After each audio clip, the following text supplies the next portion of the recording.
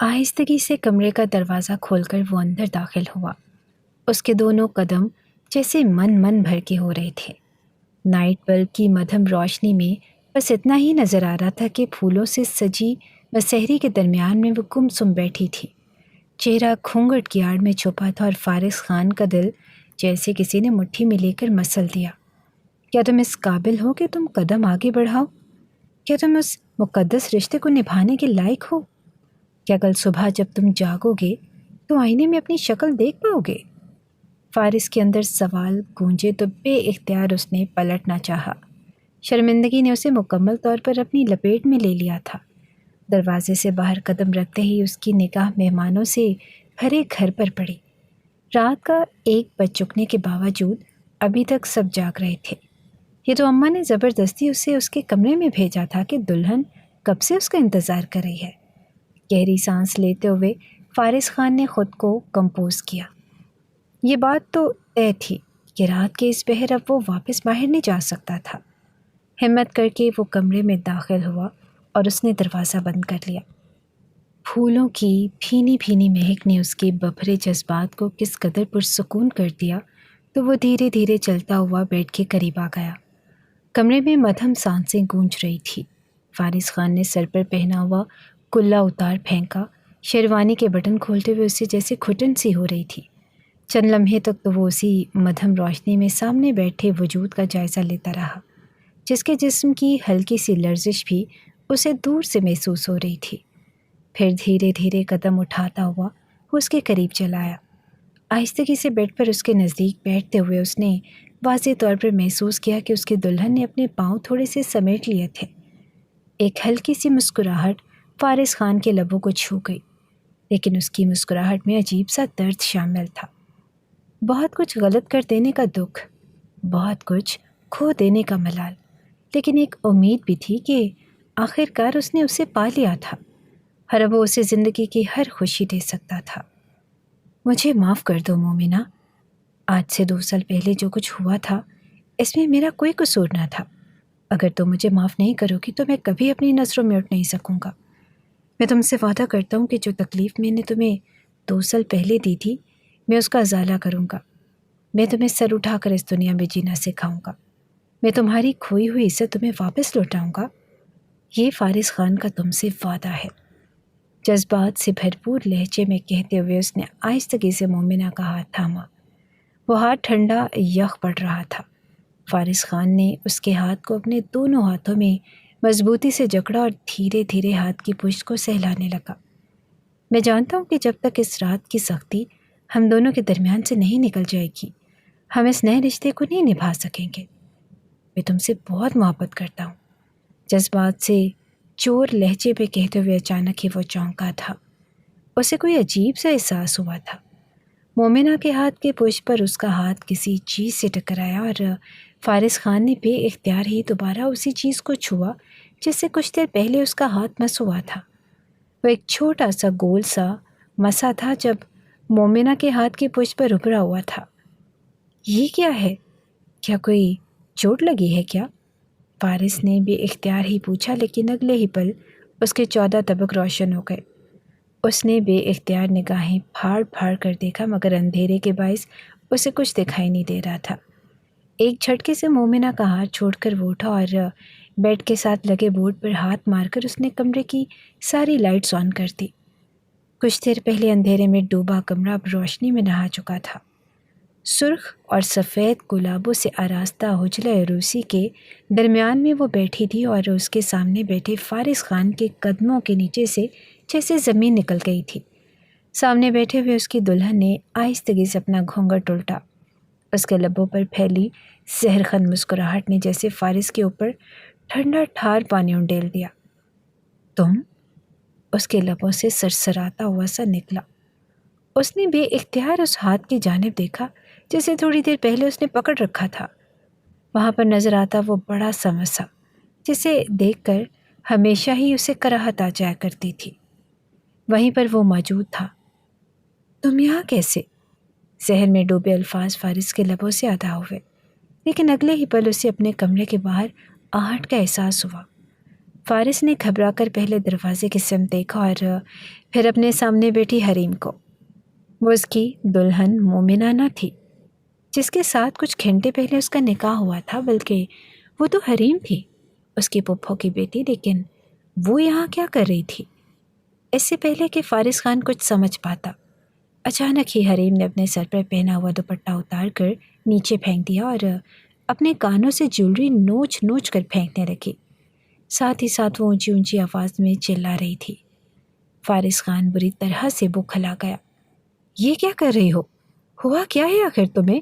تم یہاں پر آئی ہی کیوں ہو؟ اور مومنہ کہاں ہے؟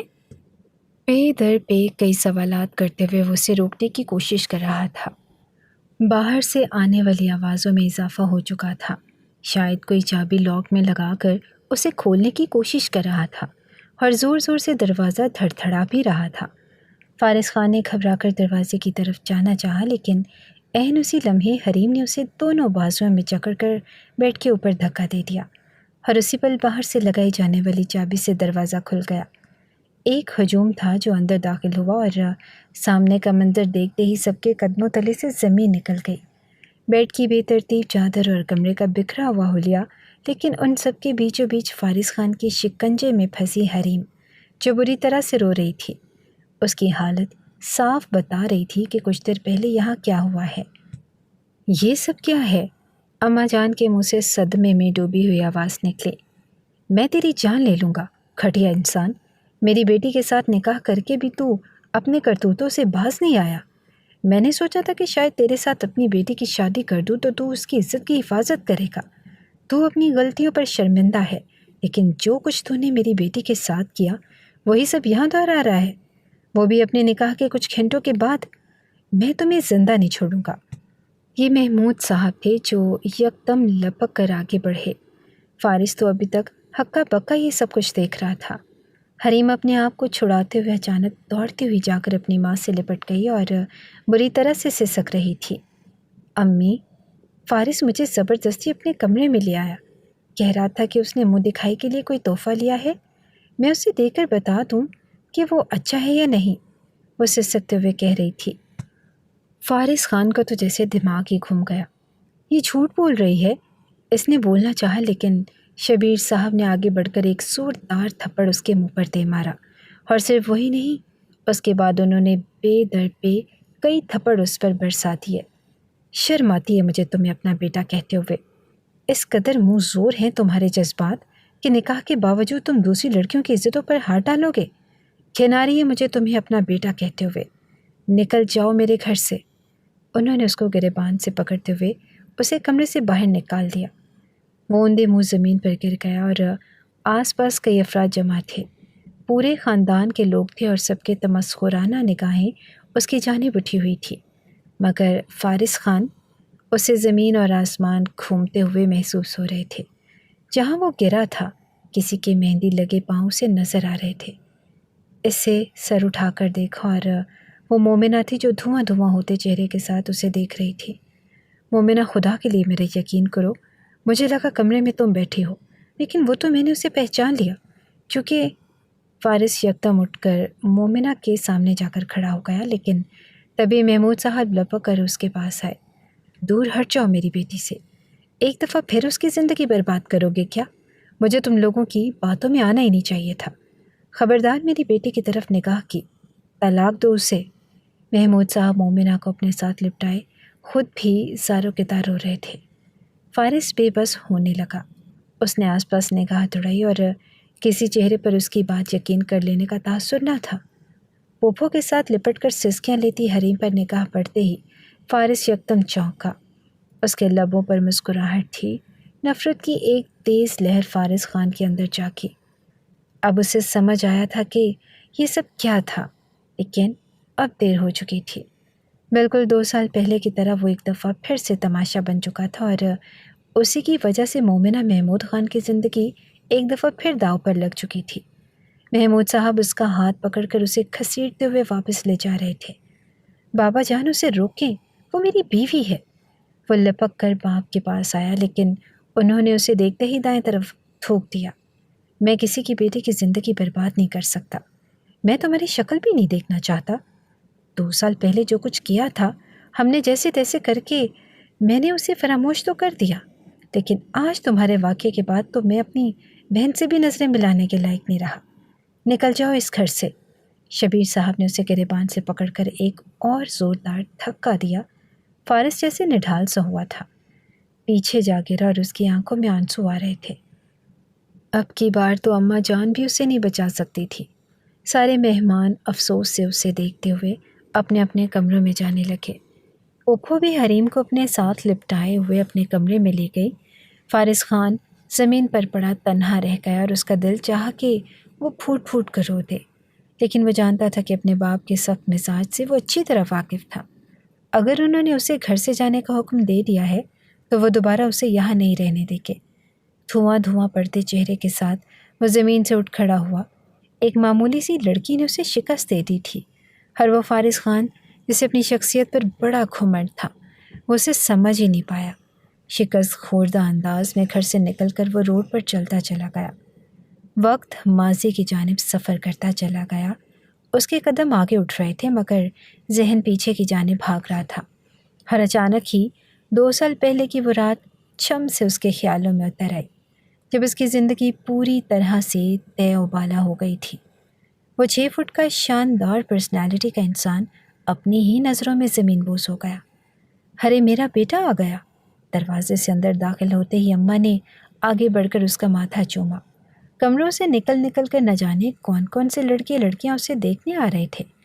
فارس بھیا آ گئے، فارس بھیا امریکہ سے واپس آ گئے۔ ملی جلی سی آوازیں اس کے کانوں میں پڑ رہی تھی۔ فارس نے دلچسپی سے آس پاس کا منظر دیکھا۔ چھوٹے بڑے کزن اسے اشتیاق بھری نظروں سے دیکھ رہے تھے، اور دیکھتے بھی کیوں نہ، وہ اپنے خاندان کا پہلا شخص تھا جو امریکہ سے ڈگری مکمل کر کے واپس آیا تھا۔ سب کچھ کتنا بدل گیا ہے، جانے سے پہلے تو گھر میں اتنی رونق نہیں ہوا کرتی تھی۔ فارس نے صوفے پر بیٹھتے ہوئے دلچسپی سے کہا تو شبیر صاحب ہنس پڑے۔ تب تم تھے کتنے سے؟ یہ سارے تمہارے وہی کزن ہیں جو تمہارے ساتھ کھیلا کرتے تھے۔ کچھ تو تم سے عمر میں بہت چھوٹے ہیں، اسی لیے تمہیں اب سب کچھ نیا نیا لگ رہا ہے۔ فارس دائیں بائیں دیکھتے ہوئے جائزہ لے رہا تھا۔ فلائٹ تاخیر سے آئی تھی اور وہ دوپہر کی بجائے شام کے قریب پہنچا۔ تھکاوٹ کا اثر غالب آ رہا تھا۔ اس کے بابا شبیر خان اور ان کے بھائی محمود خان دونوں کے گھر ساتھ ساتھ تھے۔ ایک ہی جیسے کمرے اور ایک ہی جیسے ڈیزائن پر بنے ہوئے دونوں کے شاندار پورشنز فارس کے بچپن سے ہی ایک ساتھ تھے۔ فارس نے ہمیشہ ان دونوں کو ساتھ ہی دیکھا تھا۔ 15 سال پہلے جب وہ امریکہ جا رہا تھا تب بھی اسے یاد تھا کہ گلے لگا کر اسے شبیر صاحب سے زیادہ محمود صاحب رو رہے تھے۔ گھر میں بڑی چہل قدمی سی نظر آ رہی ہے، کچھ خاص ہے کیا؟ فارس نے ماتھے پر آئے بال پیچھے ہٹاتے ہوئے پوچھا تو شبیر صاحب مسکرا دیے۔ بالکل صحیح سمجھے تم، آج محمود کے بیٹے سلمان کی منگنی ہے۔ بس اچانک یہ رشتہ پکا ہوا ہے۔ صاحبزادے نے ابھی ہی راز کھولا ہے کہ اسے اپنی یونیورسٹی کی لڑکی پسند ہے اور اس کا رشتہ کہیں اور ہو رہا ہے۔ ہم لوگ بھی آنن فانن رشتہ لے کر پہنچ گئے اور اتنی جلدی مچائی کہ آج منگنی ہے، کل نکاح اور 3 روز بعد رخصتی۔ شبیر صاحب نے ہنستے ہوئے کہا تو محمود صاحب بھی ہنس پڑے۔ اچھا ہوا کہ تم آ گئے ہو، اب تم بھی شادی میں شرکت کر لو گے؟ محمود صاحب کی بات پر فارس ہلکا سا مسکرا دیا۔ اسے اپنا وہ کزن یاد تھا جو سنجیدہ اور پڑھاکو سا تھا۔ جیب سے موبائل نکال کر وہ نوٹیفیکیشن چیک کرنے لگا۔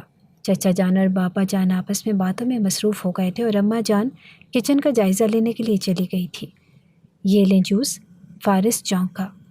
نرم سی آواز پر اس نے سر اٹھایا اور پھر پلک جھپکانا ہی بھول گیا۔ اس کے سامنے کوئی پری چہرہ کھڑا تھا۔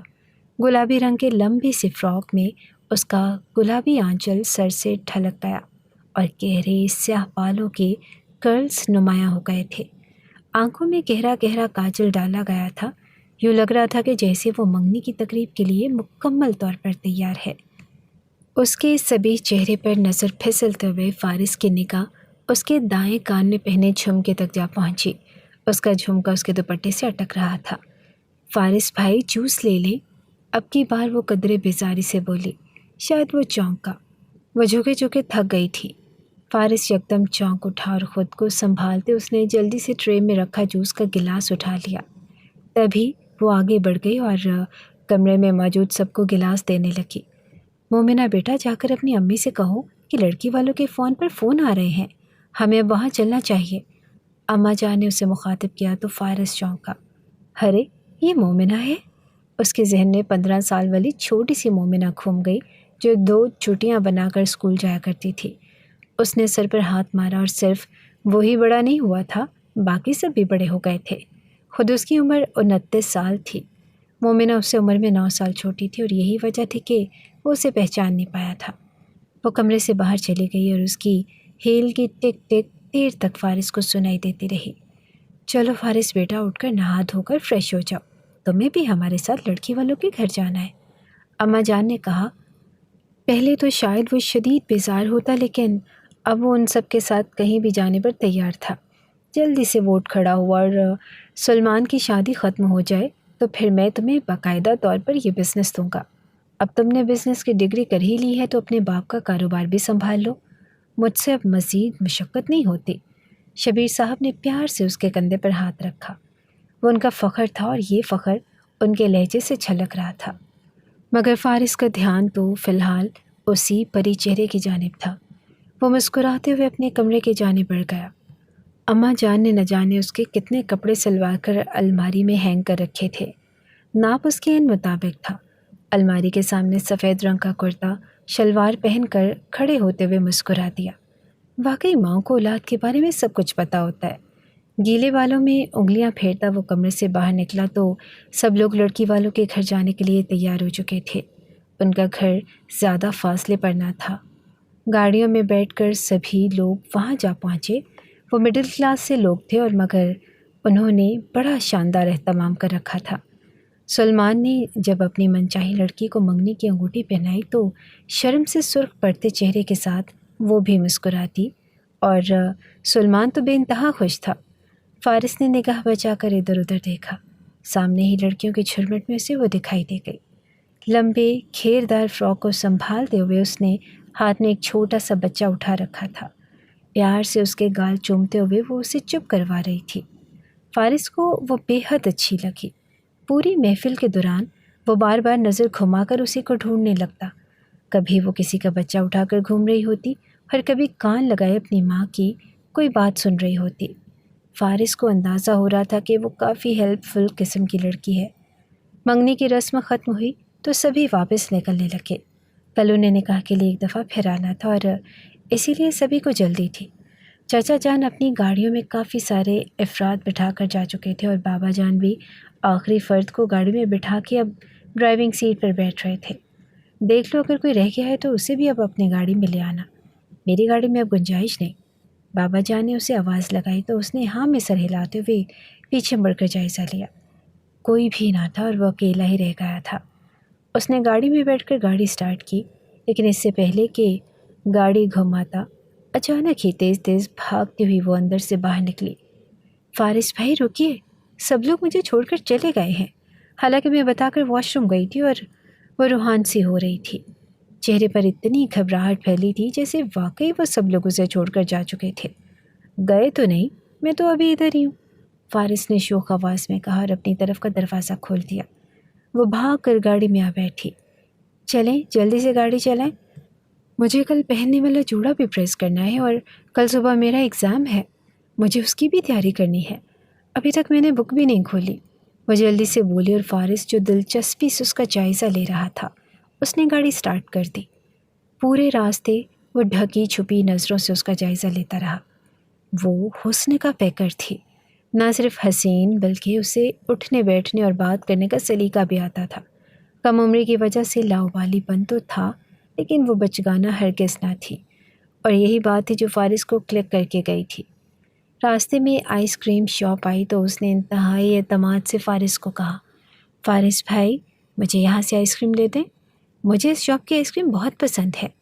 فارس بھلا اس کی فرمائش کیسے ٹال سکتا تھا؟ جلدی سے گاڑی سے اتر کر چلا گیا، اور جو فلیور اس نے بتایا تھا اس نے لا کر مومنہ کے ہاتھ میں پکڑا دیا۔ اس نے اطمینان سے ریپر اتارا اور کھانے لگی۔ آپ کھائیں گے؟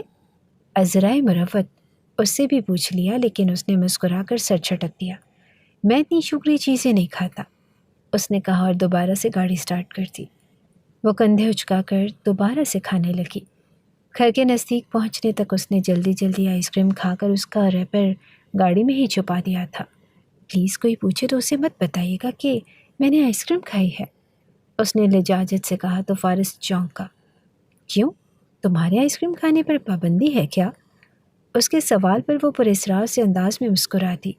یہ بات تو اسے اگلے دن پتہ چلی جب پورے گھر میں ہر کوئی پریشانی کے عالم میں پھر رہا تھا۔ مومنہ کو گلے میں شدید انفیکشن ہو گیا تھا۔ پتہ نہیں اس لڑکی نے وہاں کب کچھ الٹا سیدھا کھا لیا، حالانکہ میں نے اتنی نظر رکھی ہوئی تھی کہ یہ کوئی زیادہ ٹھنڈی چیز نہ کھائے۔ پتہ بھی ہے اسے کہ فوراً گلا خراب ہو جاتا ہے۔ شکر ہے کہ وہاں آئس کریم نہ تھی، ورنہ یہ تو زندہ ہی نہ بچتی۔ چچی جان بڑبڑاتے ہوئے کچن سے کمرے کے چکر لگا رہی تھی۔ اس کی طبیعت کا معلوم کرنے آیا ہوا فارس سناٹے میں رہ گیا۔ اسے اس کی پراسرار مسکراہٹ یاد آئی تو وہ خود بھی بے اختیار مسکرا اٹھا کہ اس قدر معصوم سے سازش کی تھی کل رات مومنہ نے۔ دستک دیکھ کر اس کے کمرے میں وہ آیا جہاں پپھو کی بیٹی حریم تھرمامیٹر سے اس کا فیور چیک کر رہی تھی۔ فارس کو دیکھتے ہی مومنہ مسکرائی۔ اس کی آنکھوں میں ایک ایسے راز کی چمک تھی جو ان دونوں کے سوا کسی کو معلوم نہ تھا۔ فارس بھی مسکرا دیا۔ اب جلدی سے ٹھیک ہو جاؤ، شام میں ہمیں تمہارے بھائی کے نکاح پر جانا ہے، فارس نے مسکراتے ہوئے کہا۔ اس کی آواز سن کر میز پر دوائیاں رکھتی حریم نے پلٹ کر دیکھا۔ فارس نے ایک ذرا کی ذرا نگاہ اس پر ڈالی۔ وہ بالکل پپھو کی ہم شکل تھی۔ وہی اٹھتی ہوئی ناک اور چہرے پر سجا غرور۔ اپنے سر کو ہلکا سا خم دے کر دوبارہ منہ کی طرف دیکھا۔ وہ اس سے کیٹرنگ والے کا کارڈ لینے آیا تھا۔ مومنہ نے کارڈ کی جانب اشارہ کیا جو الماری میں رکھا تھا، اور فارس کارڈ لے کر پلٹا تو اچانک چونک گیا۔ حریم میز کے پاس کھڑی ابھی تک اسے یک ٹک دیکھے جا رہی تھی۔ فارس سر جھٹک کر کمرے سے باہر نکل آیا۔ اپنے پیچھے اس نے حریم کی آواز سنائی دی تھی جو مومنہ سے کہہ رہی تھی کہ یہ فارس تو امریکہ سے بالکل ہیرو بن کر واپس آیا ہے۔ پہلے تو کتنا بے وقوف سا لگتا تھا۔ اس کے اتنے بے باک تبصرے پر فارس کو نہ جانے کیا چیز اچھی نہ لگی، لیکن وہ باہر نکل آیا۔ گھر میں کئی کام بکھرے تھے اور چچا جان اور بابا جان تو دونوں بالکل بکھلا گئے تھے۔ نکاح کی تقریب ہال میں رکھ دی گئی تھی اور سارے گھر والوں کو ہال منتقل کرنے کے بعد فارس نے آخری دفعہ پورے گھر کا جائزہ لیا کہ شاید اس دفعہ مومنہ گھر میں رہ گئی ہو، لیکن اس کی طبیعت کی وجہ سے اماں جان پہلے ہی اس کے ساتھ لے گئی تھی اسے۔ مایوس ہوتے ہوئے فارس خود بھی ہال میں چلا آیا۔ نکاح کی تقریب بس گھریلو افراد پر ہی مشتمل تھی، اسی لیے سب مرد عورتیں ایک ساتھ ہی بیٹھے تھے۔ فارس نے جیب میں رکھا موبائل بجنے پر نکالا اور کال سن کر واپس رکھا تو اس کی نگاہ سامنے سے آتی مومنہ پر پڑی۔ سرخ رنگ کا گھیردار فراک اس کے پیروں کو چھو رہا تھا، جس نے اس کے لمبے قد کو مزید نمایاں کر دیا۔ لمبے بال جو کرلز کی صورت میں اس کی پشت پر بکھرے ہوئے تھے، آنکھوں میں گہرا کاجل، اور اس کے علاوہ ڈھونڈنے پر بھی فارس کو اس کے چہرے پر میک اپ کا کوئی تاثر نہ ملا، لیکن اس کے باوجود وہ بے حد حسین لگ رہی تھی۔ حریم کے کسی بات پر کھلکھلا کر ہنستے ہوئے اس نے بے اختیار اپنی ٹیڑھی ہوتی بندیا کو درست کیا تھا۔ فارس کو جیسے اپنا دل مٹھی میں آتا ہوا محسوس ہوا، اور اسی پل اسے محسوس ہوا کہ خود کو بڑا مضبوط سمجھنے والا فارس خان اس لڑکی کے آگے ہار چکا تھا۔ دل کی بدلتی کیفیت پر وہ خود بھی حیران تھا۔ ایکسکیوز می، آواز پر چونک کر فارس نے سر اٹھایا تو سامنے حریم کھڑی تھی۔ یہ نکاح نامہ پاس کریں گے پلیز، اس نے لبھاتی ہوئی آواز میں کہا، اور باقاعدہ جھٹکا دے کر اپنے دائیں کندھے پر ٹیکا دوپٹہ نیچے گرا دیا۔ گہرے گلے کا گھاٹ واضح ہوا تو فارس کے چہرے پر ناپسندیدگی پھیلی۔ نہ معلوم کیوں اسے پہلی نظر میں ہی یہ لڑکی اچھی نہیں لگی تھی۔ اس نے خاموشی سے نکاح نامہ جو شاپر میں لپٹا ہوا تھا اور اس پر ربن بندھا ہوا تھا حریم کی جانب بڑھا دیا۔ ایک ادا سے بالوں کو دائیں جانب جھٹکتے ہوئے حریم نے ہاتھ بڑھا کر وہ پکڑ لیا۔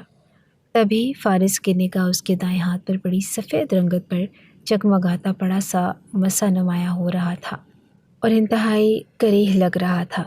فارس کو تو اس میں کوئی برائی نظر نہ آئی، لیکن حریم نے اسے اپنے مسے کو دیکھتے جلدی سے اپنے دائیں ہاتھ کو چھپا لیا۔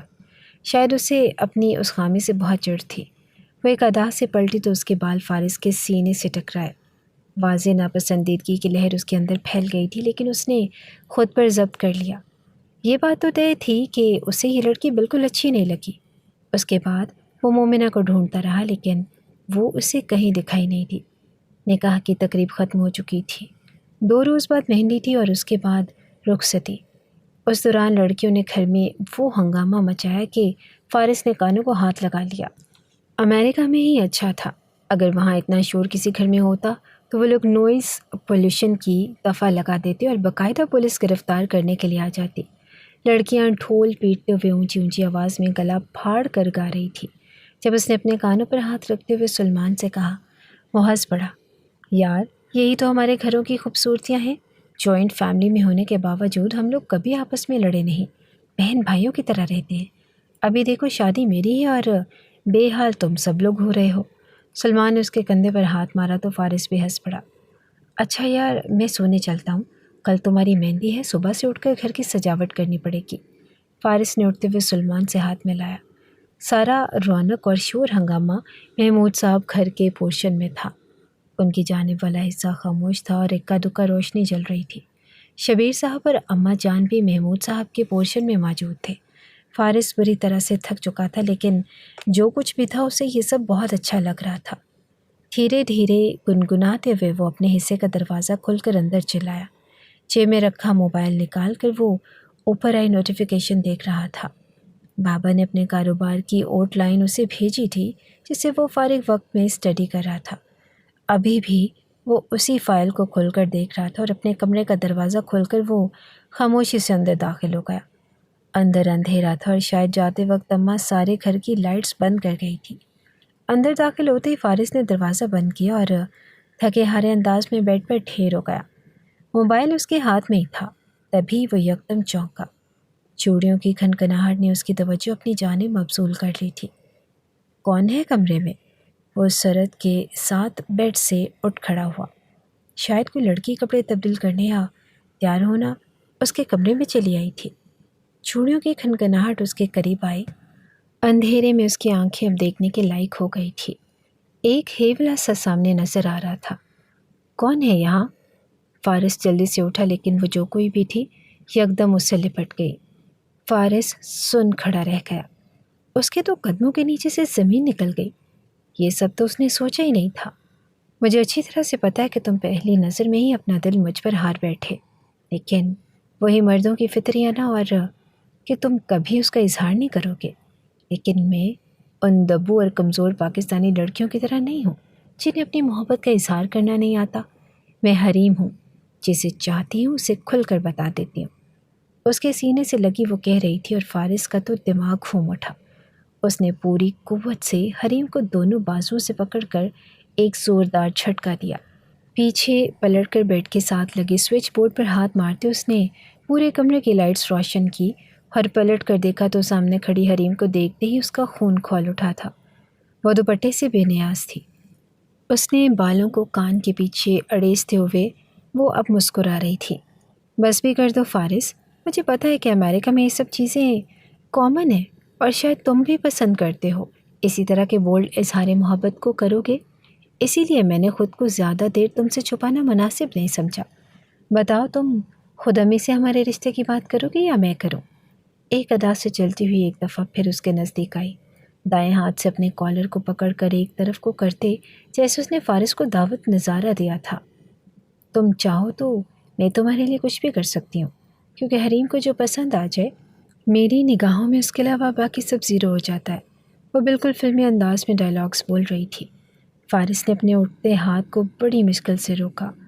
اپنی بکواس بند کرو اور ابھی اور اسی وقت میرے کمرے سے دفع ہو جاؤ۔ تمہیں کس نے کہا کہ تمہیں میں پسند کرنے لگا ہوں؟ اور اگر کرتا بھی تو اس طرح کی گھٹیا حرکت کر کے تم کیا ثابت کرنا چاہتی ہو؟ جس لڑکی کو اپنی عزت کا ہی احساس نہیں، اسے محبت کا کیا پتہ ہوگا؟ فارس کی بات پر توہین کے شدید احساس سے حریم کے گال سلگ اٹھے۔ کیا مطلب؟ اس کے لبوں سے نکلا تو فارس کے چہرے پر ایک طنزیہ مسکراہٹ بکھر گئی۔ خود کو دیکھو، بالکل کسی بکاؤ مال کی طرح میرے سامنے چلی آئی ہو۔ اگر تمہیں اپنے اوپر اتنا ہی ناز ہے تو کم از کم اپنی حفاظت کرنا تو سیکھو۔ میرے کمرے سے ابھی اور اسی وقت چلی جاؤ۔ میں شادی کے لیے مومنہ کو پسند کر چکا ہوں اور جلد ہی بابا جان سے اس کے متعلق بات بھی کر لوں گا۔ مجھے تمہاری کسی بھی چیز سے کوئی سروکار نہیں۔ فارس نے کسی بھی چیز پر زور دیتے ہوئے کہا تو حریم سلگ اٹھی۔ اس بچکانہ لڑکی میں تمہیں کیا نظر آیا؟ سارا دن منہ پھاڑ کر ہنسنے کے علاوہ اسے اور آتے کیا ہے؟ جاہل لڑکی۔ انٹر میں اتنے گھٹیا مارکس لیے ہیں اس نے، وہ کسی بھی طرح تمہارے لائق نہیں ہے۔ میں اس کا منہ نوچ لوں گی، حریم نے کہا، لیکن فارس کی برداشت جواب دے چکی تھی۔ ابھی اور اسی وقت میرے کمرے سے باہر نکل جاؤ، کسی نے تمہیں یہاں اس ہولیے میں دیکھ لیا تو نہ جانے کیا سوچے گا۔ فارس نے جلدی سے آگے بڑھ کر اپنے کمرے کا دروازہ کھول دیا اور خود باہر نکل کر کھڑا ہو گیا۔ حریم نے ایک نگاہ اس پر ڈالی اور اپنی شرٹ کی بٹن بند کرتے ہوئے بپھرے انداز میں باہر نکلتی چلی گئی تھی۔ اس کے باہر نکلتے ہی فارس نے جیسے سکون کا سانس لیا اور کہا کہ اوہ میرے خدا، یہ لڑکیاں کس قدر ایڈوانس ہو گئی ہیں، صرف مغربی بننے کی خواہش میں اپنی آنا اور اپنی عزت دونوں کو داؤ پر لگا چکی ہیں۔ حریم کا خیال اسے بار بار افسوس میں مبتلا کر رہا تھا۔ دروازہ اچھی طرح سے بند کرتے ہوئے وہ بیڈ پر لیٹ کر سونے کی کوشش کرنے لگا، حالانکہ اسے پتا تھا کہ چند لمحے پہلے جو بدمزگی ہو گئی ہے اب اسے بڑی دیر تک نیند نہیں آئے گی۔ اگلی صبح وہ جاگا تو اس کا سر بہت بھاری ہو رہا تھا اور شام میں مہندی کی تقریب تھی۔ پورا دن انتظامات کرتے ہی گزر گیا۔ 2-3 بار حریم سے اس کا سامنا ہوا بھی، لیکن وہ خاموشی سے نظریں جھکا کر گزر جاتی۔ اس کے چہرے پر کوئی تاثر نہ تھا۔ چلو شکر ہے، شاید میرے کہنے پر اسے سمجھ آ گئی ہے، فارس نے سوچا۔ چلو بھائی جلدی سے جا کر سب تیار ہو جاؤ، رسم کرنے کا وقت ہو رہا ہے۔ اس کے بعد ہمیں لڑکی والوں کی طرف مہندی بھی لے کر جانا ہے۔ یہ چچی جان کی آواز تھی۔ ساری لڑکیوں میں جیسے ہڑبونگ سی مچ گئی، کوئی اپنے کپڑے اٹھائے ادھر بھاگی جا رہی تھی تو کبھی ادھر۔ کسی کمرے سے آواز آ رہی تھی، یہاں کی لائٹ ٹھیک نہیں ہے، میرا میک اپ ٹھیک نہیں ہو رہا۔ ہر کوئی پکار رہا تھا کہ یار میرا آئی لائنر تو لگا دو، مجھ سے تو ٹھیک سے لگ ہی نہیں رہا۔ فارس گہری سانس لے کر پلٹا۔ دونوں جانب کی پورشنز مکمل طور پر بک ہو چکے تھے۔ ہر واش روم میں کوئی نہ کوئی گھسا ہوا تھا اور وہ اپنے کپڑے تھامے وہیں صوفے پر بیٹھا تھا جب اچانک حریم چلی آئی۔ اس کے ہاتھ میں شربت کا گلاس تھا اور فارس کی جانب بڑھاتے اس نے چہرے پر شرمندگی طاری کر لی۔ آئی ایم سوری فارس بھائی، مجھے ایسی حرکت نہیں کرنی چاہیے تھی۔ آپ مجھے اچھے لگے، اس لیے میں نے سوچا کہ مغربی لڑکیوں کی طرح اپنے آپ کو آپ کے سامنے پیش کروں گی تو شاید آپ کو اچھی لگوں، لیکن اب مجھے سمجھ آ گیا ہے کہ میں نے غلط کیا تھا۔ امی نے شربت بنایا ہے سب کے لیے، یہ آپ کا حصہ ہے، ضرور پی لیجیے۔ یہ شادی بیاہ کے موقع پر خاص طور پر پاکستان میں بنتا ہے، عام سے انداز میں کہتے ہوئے اس نے گلاس ٹیبل پر رکھا تو فارس کو اندازہ ہوا کل رات اس نے کچھ زیادہ ہی سختی سے حریم سے بات کر لی تھی، لیکن وہ خوش تھا کہ کم از کم اس کی وجہ سے ایک لڑکی کو عقل آ گئی تھی۔ وہ چلی گئی تو فارس نے میز پر پڑا گلاس اٹھا کر لبوں سے لگا لیا۔ ذائقہ محسوس کرتے ہی اسے بے حد عجیب لگا۔ ایسا شربت تو اس نے آج تک نہیں پیا تھا۔ اس میں عجیب سی اسمیل بھی تھی، شاید کوئی خاص قسم کی جڑی بوٹیوں سے بنایا گیا ہے۔ پاکستان کی رسمیں بھی نا عجیب ہوتی ہیں، نہ پیا تو پپھو کو برا لگے گا۔ اس نے ناک بند کر کے پورا گلاس چڑھایا اور پھر سے اپنے کپڑے ہاتھ میں پکڑے انتظار کرنے لگا۔ فارس بھائی، وہ والا واش روم خالی ہے؟ حریم نے اسے پیچھے سے آواز لگائی تو وہ بغیر سوچے سمجھے اٹھ کھڑا ہوا۔ آنکھوں کے آگے نامعلوم کیوں اندھیرا سا چھانے لگا تھا۔ اس سے آگے پیچھے ہر چیز گھومتی ہوئی دکھائی دے رہی تھی۔ شاید مسلسل کام کرنے کی وجہ سے میرا جسم تھک گیا ہے، فارس نے سوچا اور زور سے آنکھیں ملی۔ میرے خیال سے مجھے شاور لینا چاہیے۔ وہ تیزی سے چلتا ہوا سامنے کمرے میں داخل ہوا۔ دیواریں، زمین، چھت سب آپس میں گڑمڑ ہو رہا تھا۔ فارس کو گرمی سے محسوس ہونے لگی۔ اس نے ہاتھ میں پکڑے کرتے اور شلوار کا ہینگر وہیں بیڈ پر پٹکا اور اپنی شرٹ اتار دی۔ شرٹ اتار کر بھی اسے سکون نہ ملا اور سامنے ہی واش روم کا دروازہ نظر آ رہا تھا۔ شاور لیتا ہوں ابھی جا کر، شاید تھوڑے سے حواس بحال ہو جائے، فارس نے کہا اور آگے بڑھ کر واش روم کا دروازہ کھولا اور اگلے ہی پل اندر کپڑے چینج کرتی مومنہ کی لبوں سے ایک دل دوز چیخ نکلی۔ وہ نیم برہنہ تھی۔ فارس کو یوں باتھ روم میں آتے دیکھ کر اس کے حواس گم ہو گئے۔ یہ کیا کر رہے ہیں فارس بھائی؟ باہر نکلے واش روم سے۔ اس نے فارس کو دھکیلنا چاہا لیکن وہ اپنے حواسوں میں ہوتا تو باہر جاتا، وہ اس کے قدم تو لڑکھڑا رہے تھے۔ مومنہ نے حواس باغتا ہوئے اس کے برابر سے نکلنا چاہا اور عین اسی لمحے فارس کے قدم لڑکھڑا گئے۔ اس نے خود کو سنبھالنے کے لیے مومنہ کو پکڑنا چاہا اور اسے لیتے ہوئے زمین پر آ گرا۔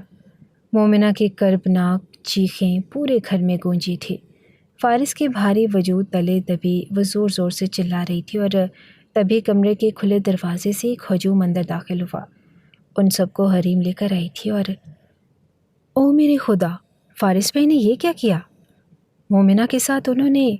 حریم کی اونچی آواز پر سبھی نے پھٹی پھٹی نگاہیں اسے اپنے سامنے کا منظر دیکھا تھا۔ محمود صاحب نے تو گھبرا کر اپنی آنکھیں ہی بند کر لی۔ سامنے نظر آتی نیم برہنہ بیٹی جو کسی مرد کے شکنجے تلے دبی تھی، وہ اس منظر کو دیکھنے کی تاب نہ رکھتے تھے۔ فارس، یہ کیا بےہودگی ہے؟ شرم نہیں آتی تمہیں؟ شبیر صاحب نے دھاڑ کر کہا۔ فارس نے بمشکل بند ہوتی آنکھیں اٹھا کر آس پاس دیکھا۔ صرف ہیولے ہی نظر آ رہے تھے۔ کان پڑی آواز اسے سنائی نہیں دے رہی تھی۔ اسے تو یہ تک نہ پتا تھا کہ وہ مومنہ کے وجود کو اپنے بازوں کے شکنجے میں دبوچے زمین پر پڑا تھا۔ میں نے تو پہلے ہی کہا تھا کہ یہ امریکہ سے آئے ہیں، ضرور وہاں پر یہی سب کچھ کرتے ہوں گے، شراب پیتے ہوں گے، اور آج دیکھو انہوں نے اس کمرے میں مومنہ کو کپڑے تبدیل کرتے دیکھ لیا ہوگا۔ انہیں پتا تھا نا کہ اس کمرے کے واش روم کا لاک خراب ہے، اسی لیے موقع پاتے ہی اندر چلے آئے۔ یہ حریم تھی جو زہر اگل رہی تھی۔ شبیر صاحب نے آگے بڑھ کر ایک زوردار تھپڑ فارس کے منہ پر لگایا اور اسے کھینچ کر الگ کر دیا۔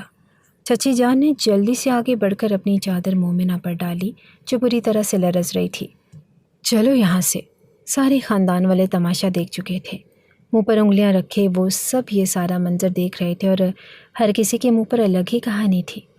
فارس ایسا لگتا تو نہ تھا اس نے اکیلا پاتے مومنہ کے ساتھ زیادتی کرنے کی کوشش کی؟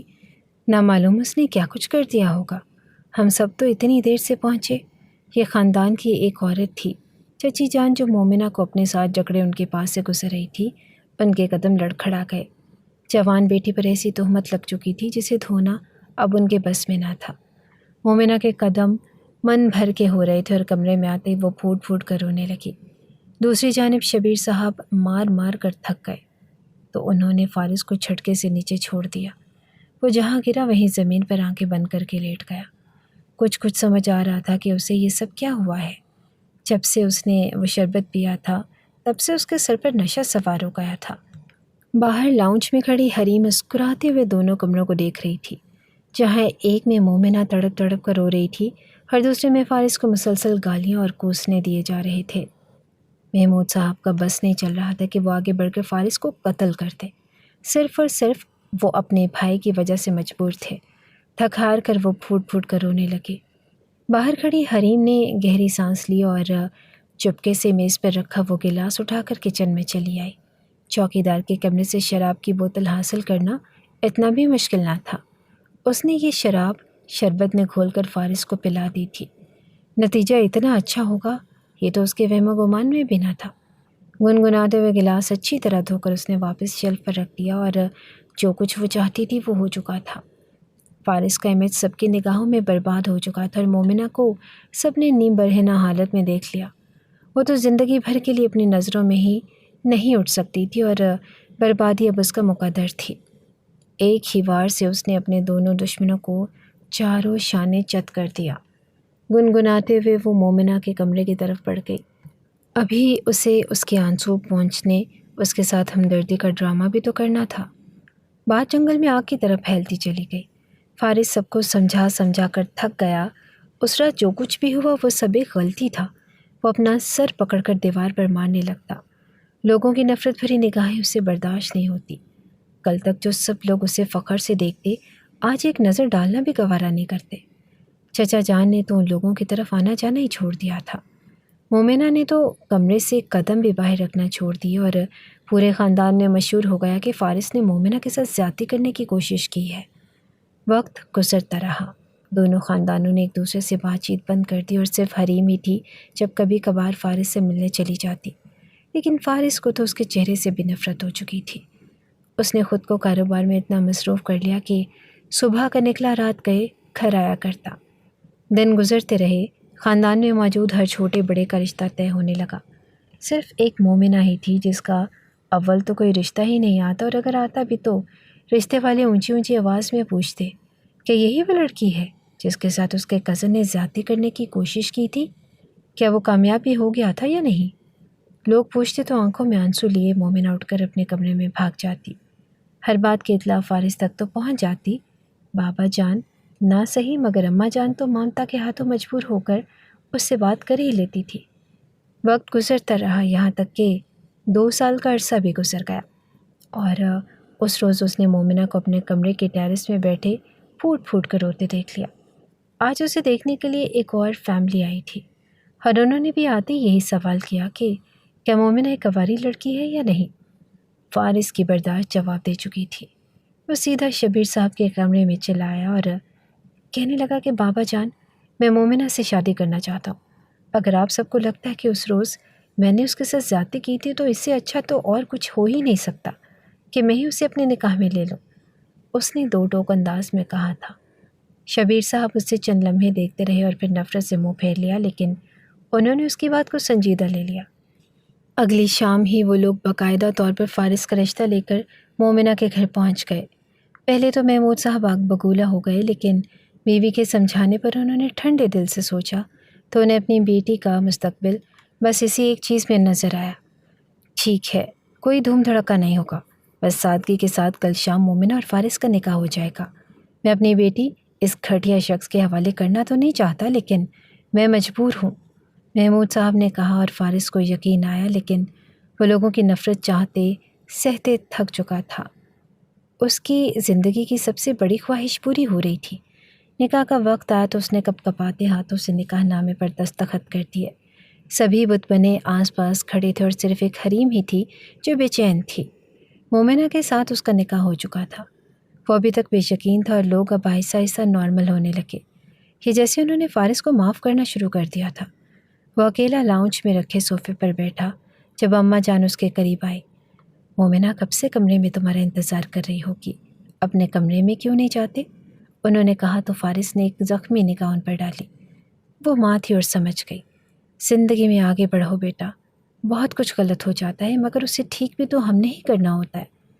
ماں کے سمجھانے پر وہ گہری سانس لیتا ہوا اٹھ کھڑا ہوا۔ ہر کمرے میں جو کچھ ہوا تھا اسے ایک دفعہ پھر اسے 2 سال پہلے اسی مقام پر اس وقت نے پہنچا دیا تھا جہاں وہ سب کی نظروں میں مجرم بنا کھڑا تھا۔ حریم نے ایک دفعہ پھر مومنہ کو اس سے چھین لیا تھا اور اسے سب کی نظروں میں گرا دیا تھا، لیکن اب کی باری اس کی تھی۔ اگر حریم چال چل سکتی تھی تو وہ بھول گئی تھی کہ دماغ تو فارس کے پاس بھی تھا اور زخمی دل جو اسے اب کچھ بھی کروا سکتا تھا۔ رات گئے وہ اپنے دوست کے گھر گیا۔ 2 دن تک وہ اسی کے گھر میں رہا اور جو کچھ اس نے کرنا تھا خاموشی سے وہ اس کی تیاری کرتا رہا، اور آخر ایک روز اس نے موبائل اٹھایا اور حریم کا نمبر ڈائل کر دیا۔ دوسری طرف وہ اس کی آواز سن کر جیسے کنگ رہ گئی۔ مجھے معاف کر دو حریم، مجھے پہلے ہی سمجھ جانا چاہیے تھا کہ مومنہ میرے لائق نہیں۔ مجھے تو تم جیسی جیدار لڑکی سے ہی شادی کرنی چاہیے۔ میں حیران ہوں کہ مجھے پانے کے لیے تم کچھ بھی کر سکتی ہو۔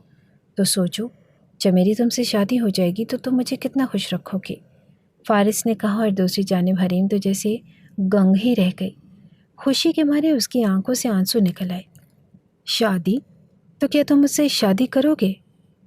اس نے پوچھا تو فارس نے گہری سانس لی۔ ہاں، میں تم سے شادی کرنا چاہتا ہوں۔ مومنہ کے ساتھ تو اب میں نہیں رہ سکتا اور اس خاندان میں سے اب کوئی مجھے اپنی بیٹی کا رشتہ نہیں دیتا، صرف تم ہی ہو جو مجھے اپنا سکتی ہو، لیکن اب جائز طریقے سے ہمارا رشتہ نہیں ہو سکتا۔ بہتر یہی ہے کہ ہم دونوں کورٹ میرج کر لیں۔ کیا تم ایسا کرو گی؟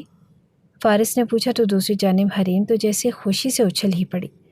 ہاں ہاں، میں تیار ہوں، مجھے کسی کا ڈر خوف نہیں، میں تم سے جنونی محبت کرتی ہوں۔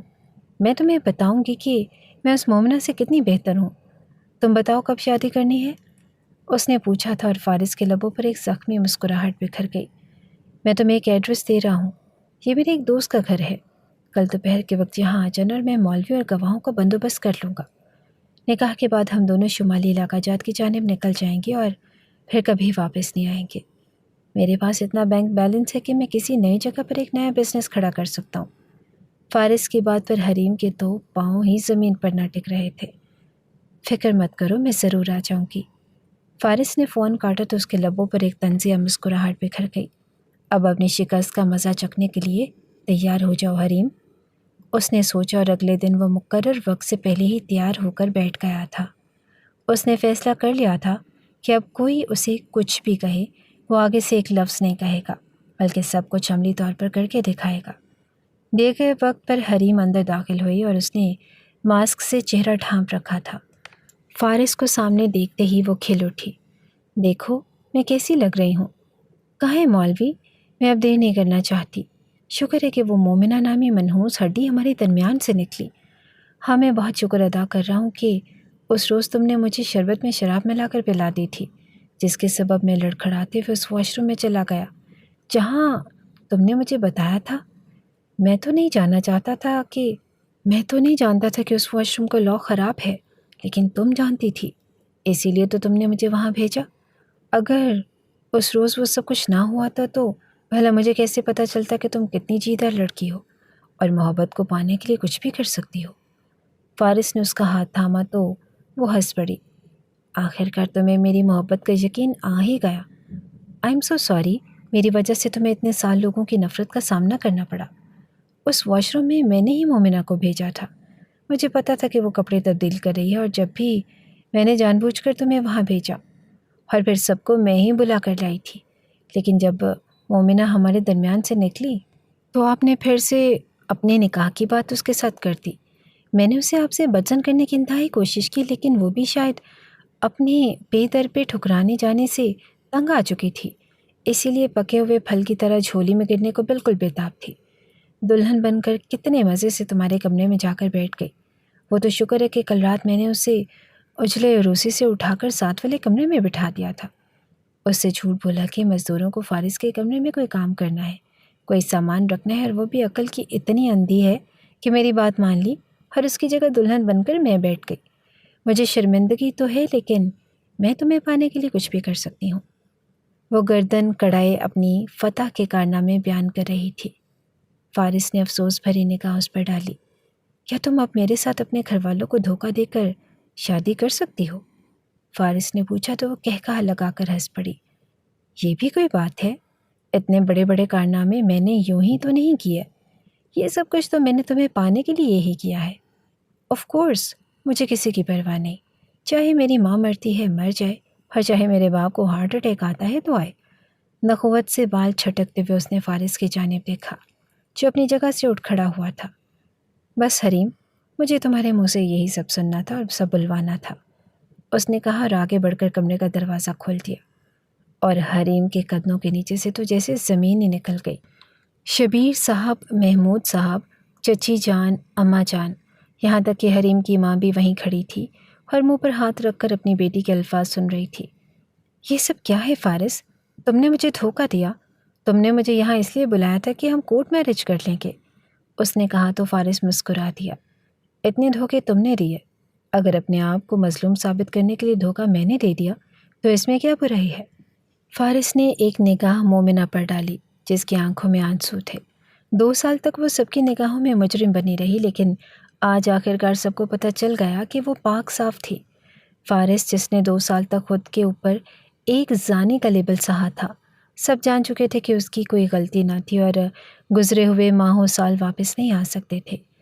ان کے امیج کو جو نقصان پہنچا تھا وہ دور نہیں ہو سکتا تھا، لیکن یہ تو طے تھا کہ اب وہ مزید کوئی نقصان سہنے والے نہ تھے۔ پھپھو نے آگے بڑھ کر حریم کو ایک زوردار تھپڑ لگایا اور وہ چلا رہی تھی۔ فارس اور مومنہ کو گالیاں دے رہی تھی۔ میں مومنہ کو جان سے مار دوں گی۔ ہمیشہ خاندان میں سب سے زیادہ اہمیت اسی کو ملتی ہے، سب اسی کو پیار کرتے ہیں، حالانکہ میں اس سے زیادہ خوبصورت ہوں، اس سے زیادہ عقل مند ہوں۔ آپ سب کو میں نظر نہیں آتی؟ میں بھی تو فارس کو پسند کرتی تھی، مجھے بھی اس سے محبت ہے۔ میں کچھ نہیں جانتی، بس مجھے فارس سے شادی کرنی ہے، چاہے مجھے کچھ بھی کرنا پڑے۔ میں اس مومنہ کو جان سے مار دوں گی۔ وہ لپک لپک کر مومنہ کو نوچنے کے لیے آگے بڑھ رہی تھی۔ وہ بہت اسے سنبھالتے ہوئے بے حال ہوئے جا رہی تھی اور انہوں نے پے در پے اسے کئی تھپڑ لگا دیے۔ خاندان کے بڑے بڑے افراد جنہیں فارس نے پہلے ہی اس کمرے میں لا کر بٹھا دیا تھا، وہ سب تشویش اور حیرت سے حریم کو دیکھ رہے تھے۔ فارس کو پتہ تھا کہ وہ اپنی فتح کے نشے میں چور ہے، اس لیے جو منہ میں آیا وہ بک دے گئی۔ وہ بے باک اور سازشی ضرور تھی، لیکن عقل مند ہرگز نہ تھی، اسی لیے اس نے یہ تک نہ سوچا کہ فارس اچانک بیٹھے بٹھائے اسے شادی کی آفر کیوں کر رہا ہے۔ اس کے آنے سے پہلے ہی فارس نے تمام خاندان والوں کو فون کر کے اپنے دوست کے گھر بلا لیا اور یہ کہا کہ جو کچھ وہ پچھلے کئی سالوں سے سہتا چلا آیا ہے، آج اس کا ڈراپ سین ہونے کا وقت ہے۔